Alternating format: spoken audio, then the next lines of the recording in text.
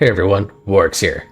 So, I am most likely going to be playing Warrior next season. I've just been having a ton of fun with the class, all three specs really, and just have been really kind of enjoying my life when it comes to uh, playing Warrior over playing like any other melee right now.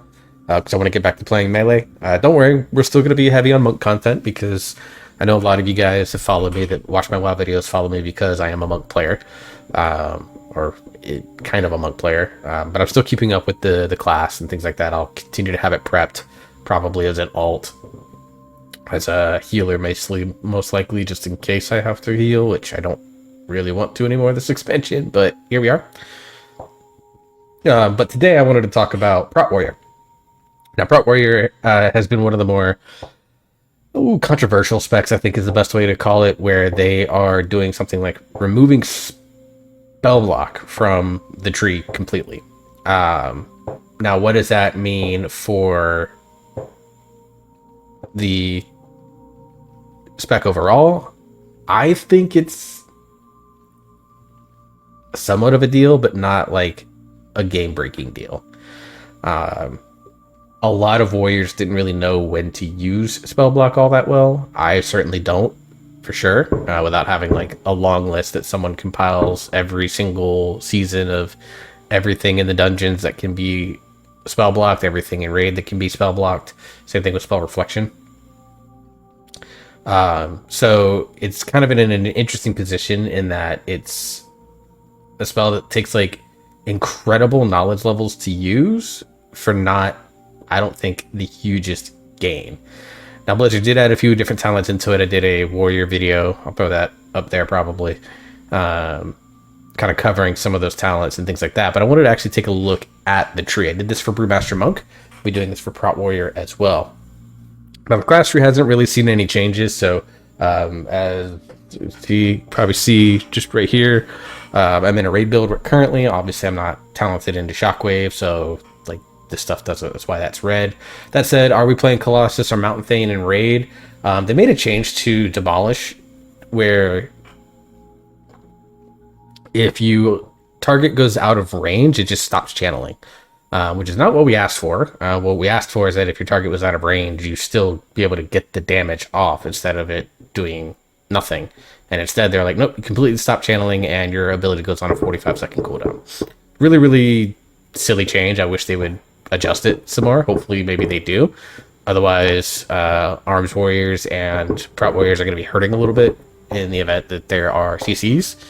But that said, I still think in raid situations you're still going to play Colossus. I mean, because bosses can't be moved generally, so you're going to get the full effect out of this. This talent here is basically just a shockwave talent, which is going to be very niche depending on the fight. And I have not done any of the raid testing, so haven't been able to look into any of that.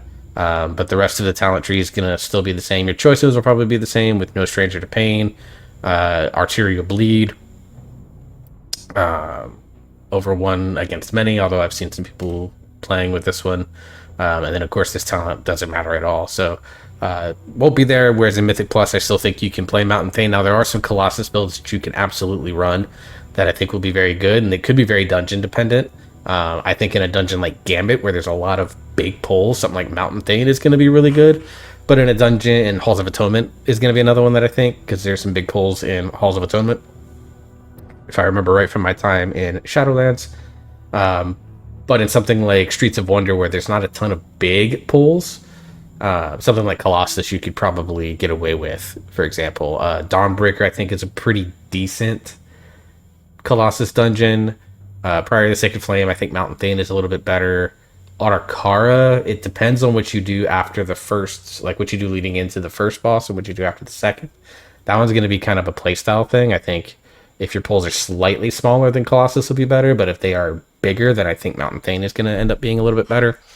So Prot Warrior is in a good position that you can play either one, but I think in raid, it's going to almost universally be Colossus. Now, obviously, they did some things. Now, I did a mock-up build. Now, I'm not saying by any stretch of the imagination that this build is going to be the build that we use. I am still learning a lot about Prot Warrior, where its strengths and weaknesses can lie. But I just made a couple of mock-up builds based on things that I think might be good for raid. And then I'm going to continue to learn about. And there's some things that I want to point out, and there are some potential flex points here. So obviously the top of the tree doesn't change. You get Ignore Pain, you get Demoralizing Shout, you get Devastator, Revenge. Fight Through the Flames is one of the new talents, which gives you 4% magic reduction just for being in defensive stance. Now, Prot Warriors these days do not ever really leave defensive stance because there's no longer a damage penalty for doing so. So you gain the bonuses of defensive stance. Now you're going to get, your,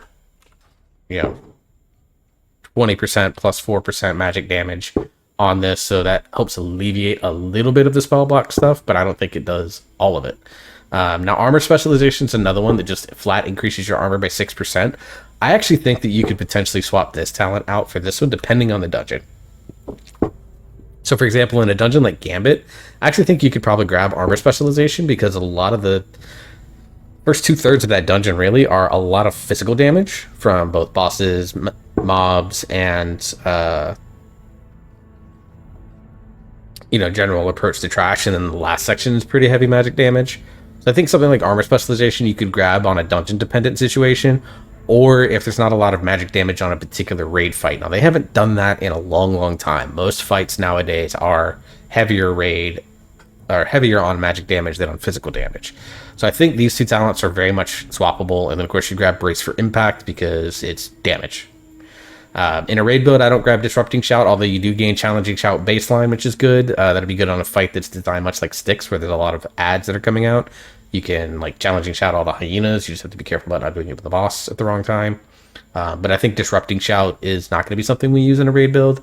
Definitely use something we use in a Mythic Plus build. Strategist, I think it's core to the spec. You definitely need it as it's best served cold, and you need these points in order to open up the second tier of the tree. Last Stand, obviously a big cooldown, so you're going to want that. Rend, which does a ton of damage. Does a lot of bleed damage. It's damage over time. It's consistent trickles of damage, and allows for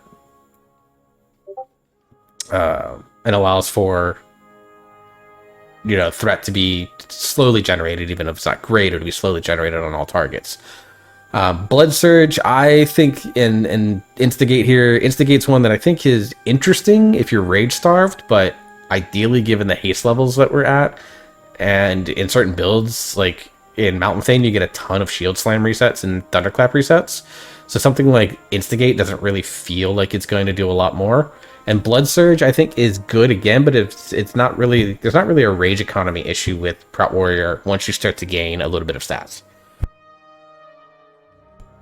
Alright, on this choice node, I think Brutal Vitality is potential, but I think for raid purposes, you're just much better off getting the trickle healing of Deep Wounds all the time. This one you could probably play around with either one. Brutal Vitality, potentially better depending on how bad of a tank buster there is. Like if you have something like a Queen Ansurek tank buster with Festering, what was it called? Festering Strike or Festering Wound, whatever that tank mechanic was. This might actually be better than just getting a consistent little heal. So I think this is a choice node that you're going to end up playing either way. All right. A couple of other talents. Bolster, getting a reduction on Last Stand and giving you shield block for the duration, as well as Unnerving Focus, giving you rage generation during Last Stand. I don't think either of these for a raid build is going to be necessary unless there's like a flex point that you can move because of tanking a boss the whole time, a la Cauldron of Carnage. That said, between Shield Wall, Disrupting Shout or Demoralizing Shout, Last Stand, your normal shield block, and your Ignore Pain, Warriors have really strong baseline defensive tools to where something like this in a raid situation, especially if you're not tanking the whole time, I think it's a waste of a point. Thunderlord increases the radius of Demo Shout by 5 yards and then gains more Demoralizing Shouts cooldown. Now, Demoralizing Shout also does damage bonus to you, so when you deal more damage to your target when you Demo Shout, so the talent like this is very good because it means you can get more damage off of more Demo Shouts. Into the Fray or Heavy Repercussions. I think, again, because you're not constantly tanking, Into the Fray is going to be a little bit better because you're at the very least going to have a tank and then a couple of melee DPS in with you along with the boss.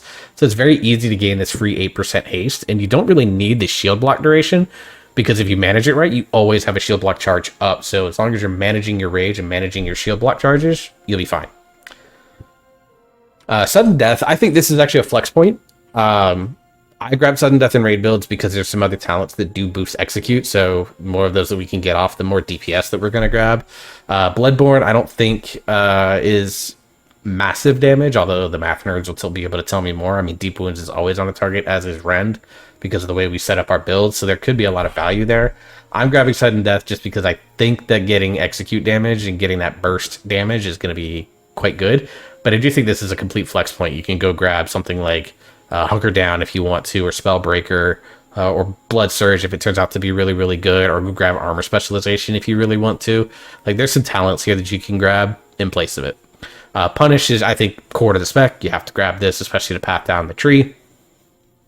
Anytime you can get a free 3% damage reduction against you when you shield slam a target, it's never a bad thing. On the next row, Tough as Nails. So this one I think is potentially there, but I haven't really seen anyone playing it.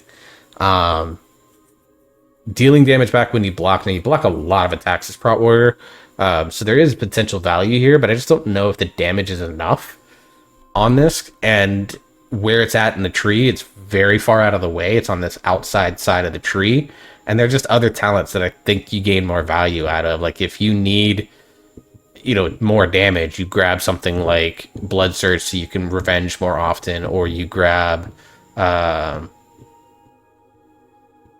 you grab something like Bloodborne or something like that. I just think they're better talent points. Shield Wall, core defensive cooldown, you grab it. And during defenses, I think you grab this for 2-second shield block, and it opens up this middle part of the tree, so again, core to the spec.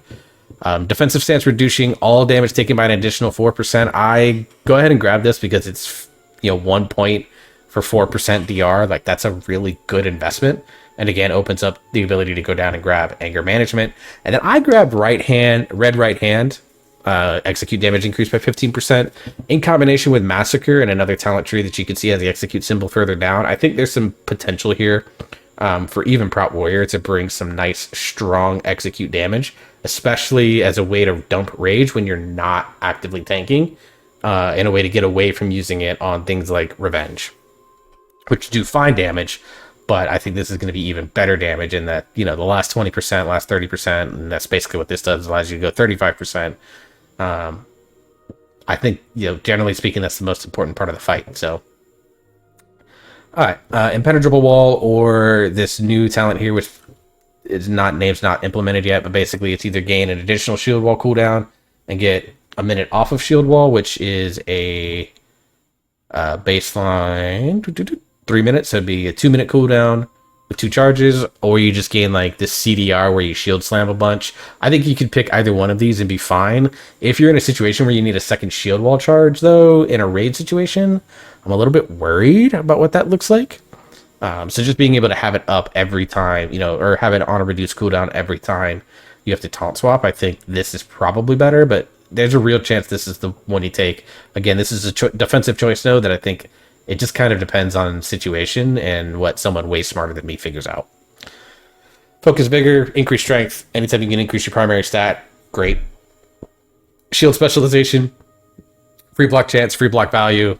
Again, core to the spec, I think you always grab it. And Enduring Alacrity gives you extra stamina, which means you can live more stuff. The haste is kind of whatever, because between that and Into the Fray, like, you do gain a lot of haste, and that's not a bad thing, but stamina is really the big one on this. And then I do grab Anger Management, mainly for the Avatar cooldown. So you're getting the shield wall cooldown here, you're getting the shield wall cooldown here. Like, you could basically set up to where you have shield wall up, generally speaking, on about maybe a 1.5 to 2 minute cooldown, versus the 2 charges of it. But really, you're doing this for the Avatar cooldown because, 1.5 minutes, you can get this down very easily to about a minute. Because every time you ignore pain, that's 35 rage, it's 3 seconds. Anytime you spend revenge, it's 20 rage, it's 2 seconds. Anytime you shield block, that's 30 rage, it's 3 seconds. And you're hitting those buttons a lot. So, like, I think in combination with Impenetrable Wall and Anger Management, like, you could get shield wall off on a very small cooldown if you need it. And then, of course, Avatar, I think you can easily get this down to a minute, potentially even 45-second cooldown. All right, Massacre. I think this is also a flex point, depending on how important sub 35% is on a fight like One Arm Bandit, for example. Sub 35 is really, really important, because that's where the hardest part of the fight is. Same with Muggsy. Anything you can get below, once he hits 40%, he goes into a spin to win, and then you want to get as much damage out as you can during that time. And really, once you hit that phase, other than the gold spray, like, you don't really need a second tank. So if you can take a Prot Warrior and have them dump their rage into execute while your Blood DK or your Brewmaster or whatever is actually tanking, then I think that's where a style of fight where this could work. If 35% is not important, but 20% is, then you open up a flex point here to grab something like anything else in this tree. Battle-Scarred Veteran, potentially very good, or you can even go grab something like Ravager, or Heavy-Handed if there's like a small cleave fight, or you go grab something that gives you a little more tankiness. Like, I think this is a flex point. Booming Voice, Demo Shot giving rage. I think this has been very, very, very core to the spec. I kind of just wish they would make this baseline into Demoralizing Shout, so you get 40% bonus damage and you get the 20 rage just for hitting this button.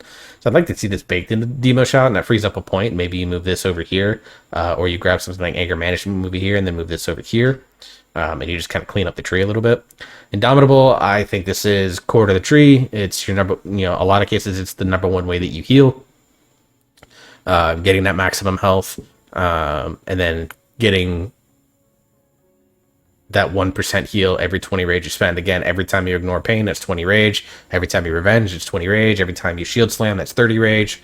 So you're always, like, every time you spend your rage, basically, on any of your rage spenders, I mean, even execute is up to 40 rage, 20 to 40 rage. So, like, you're always getting a 1% heal, basically, on anything that you use that spends rage. You're gaining a small bit of healing. So it's just so core to the spec that I think you have to take it.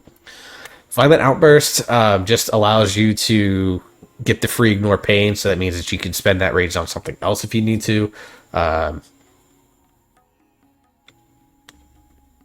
obviously you do big damage on your next shield slam or thunderclap, so some really nice play with that. So I think Violent Outburst, again, core to the spec. Heavy-Handed, only going to be good in like a consistent 2 to 3 target fight. There are potential uses for this in Mythic Plus, but even that, I don't think it's worth it. But in a raid situation, it's going to be 100% fight dependent, and if that's the case, you probably just take the point from Massacre.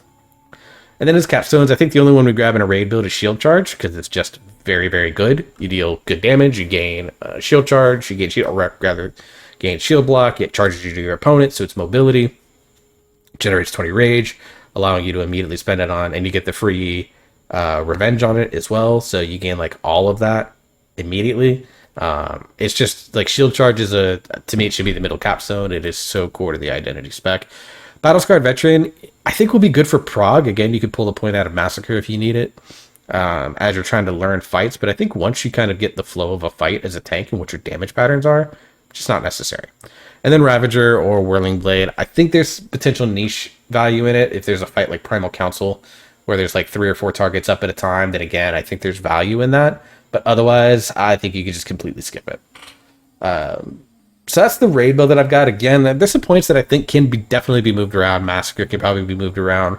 Red Right Hand could probably be moved around. I even think at this point, you can take the execute talents out and move them into something that makes you a little bit more tanky. Whether that's armor spec, you grab Blood Surge, you grab Hunker Down or Spellbreaker, or you come over here and grab extra stuff for your last stand. Like, there are potential ways to make yourself tankier at the sacrifice of damage. But overall, I think in raid, because you generally have 4 to 6 healers, depending on your group size, or anywhere really from 3 to 6 healers, depending on group size, that can drop heals into you. And Prot Warrior historically is a tank that a lot of people will, at the very least, put like a hot on them at all times, just because they don't have a ton of instant demand burst healing outside of Impending Victory, which is a 30-second cooldown or 25-second cooldown. I think you can sacrifice a little bit of tankiness in order to gain more damage, and I think you do that mostly through Execute, which is, generally speaking, the warrior damage niche. Not always the case, but I think warriors being good Execute characters for all 3 specs really isn't a bad way to have the niche as. Alright, Mythic Plus build. So Mythic Plus, again, Colossus or Mountain Thane, I think it's going to depend on the dungeon. I'm just really comfortable with Mountain Thane, so I kind of run it in every dungeon. Like, you can't go wrong playing Mountain Thane. And I'll try to get some PTR footage as soon as I get all this stuff figured out for what that's going to look like. So I'll try to get some footage going of that and give more thoughts once I've played this a little bit more. But again, class tree really hasn't changed, so unless something big happens and people smarter than me figure out that all of a sudden like Frothing Berserker might be good, then, you know, we'll update that. But I'm just going to leave it as of what I've done in Season 3, or Season 2. Again, top of the tree here doesn't really change much from the raid build, except, you know, you grab Fight Through the Flames in order to get to Strategist, because there is generally a lot of magic damage. Best Serve Cold, there is a way to grab it. I think you probably can get it off of Spellbreaker. But in the Mountain Thane build, you don't play Revenge a lot. You use it as kind of a rage dump if everything else is on cooldown, so there's potential value here. In a Colossus build, you definitely want to grab this and maybe trade out something like a bolster type situation. Obviously, land again here, Brutal Vitality, because you're constantly tanking. I think getting better Ignore Pains and higher Ignore Pains are going to be good. Bolster. So getting a second charge of, gaining Shield Block during Last Stand, which gives you an extra 15% health, and getting a 1 minute cooldown to make it a 2 minute cooldown, just gives you more defensive cooldown to flexibility. I think it is possible to potentially drop this talent, but I'm not exactly sure. I want to see what the damage intake looks like. Obviously, Thunderlord I think is really good here. Heavy Repercussions, I do it mainly for the shield block duration, because you got this and then this giving you 3 second shield block duration, which means you should never actually drop shield block. Now again, with shield charge and good management of your shield block charges, you could potentially grab something like Into the Fray. I think this is going to be completely a playstyle preference. But if you're just learning or you're struggling with managing your shield block, then getting 3 seconds on an ability that lasts, 8 seconds on base cooldown, never a bad thing. Here, I don't think we grab this Course Punish key to the spec. Now, I'm grabbing Spellbreaker because I want to play with it and test it and see. But even Hunker Down, like, potentially could be good. But there's also a real possibility that these are just totally skipped depending on the dungeon, in which case you'd pull the point out and grab Best Serve Cold. I think that's the only option to change it over to. Again, Last Stand, Enduring Defenses, Unyielding Stance here. Right hand red, we don't grab, right hand rather, we don't grab. We don't do a lot of Execute in Mythic Plus, because generally, especially in the Mountain Thane build, you want to save your rage for Ignore Pains and Shield Blocks. So not a ton of Execute going on. So something like this is just not going to see a ton of value. Here again, either gaining the additional shield wall charge or getting the cooldown reduction. Someone smarter than me would be, I think Impenetrable Wall might actually be better. Focus Vigor for the strength, Shield Specialization for the block, Enduring Alacrity for the stamina, and Anger Management for mainly for the Avatar cooldown. Now you do grab Ravager here because it's just really good AoE damage. Violent Outburst, Indomitable, Booming Voice can all be grabbed, I think, are mandatory. And again, Shield Charge allows you to do that. Now, something like Battle-Scarred Veteran, I think there is room to grab that if you need to. You could potentially drop a point out of... you need a point here in order to get here. But I think you could drop something like, if you want to, you can drop a point out of Enduring Alacrity if you feel comfortable with it in order to grab this. But I just don't... Like, if you're playing well... Prot Warrior doesn't really have swingy health. And the only time you're going to really take a ton of punishment is if you're getting back hit, or you've overpulled, or you've cycled your cooldowns very poorly. So again, I think there's some points that can be cycled out. I think the big one is going to be, is Spellbreaker Hunker Down good, or is getting the Bolster talent good? In which case you want to absolutely grab Best Serve Cold, and then you can grab something like Battle-Scarred Veteran if you have enough points. Like if I rip these, like I need 2 points to spend to get down here. So I grab, like Best Serve Cold, and you can grab something like Tough as Nails if you want, since you're always going to be doing that. But again, I think just having a second Last Stand charge is going to be really good.